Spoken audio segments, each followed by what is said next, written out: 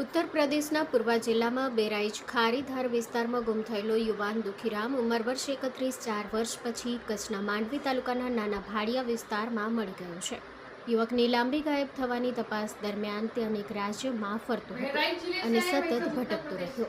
21 March 2026ના રોજ માનવજ્યોત કાર્યકર દેવાંગભાઈ ગઢવીને યુવક મળતા તેને તેમના વાહનમાં માનવજ્યોત કાર્યાલય પહોંચાડવામાં આવ્યું। શ્રી રામદેવ સેવાશ્રમ પાલારા કચ્છે યુવકને આશ્રય આપ્યો। સેવાશ્રમના સામાજિક કાર્યકર રીતુબેન વર્માએ ઉત્તર પ્રદેશ પોલીસની સહાયથી યુવાનના પરિવાર સુધી સંપર્ક સ્થાપી અને તેની 7 સભ્યોની પરિવારજનો ભુજ પહોંચી મિલન કરાવ્યું। 4 વર્ષ પછી પિતાની ગોદમાં પુત્રનું પાછું આવવું ભાવુક દ્રશ્યો સર્જનારું હતું। પરિવારના જણાવ્યા મુજબ યુવકની 7 વર્ષની દીકરી છે અને તેમના પત્ની દીકરી બંને હાલ પિયરમાં છે। હવે યુવક પોતાની દીકરીને લઈને ઘરની સાથે રહેવા આવનાર છે। યુવક હાલમાં 35 વર્ષનો થઈ ગયો છે।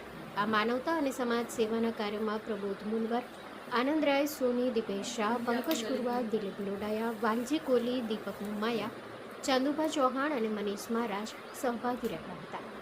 JNT news Bhuj.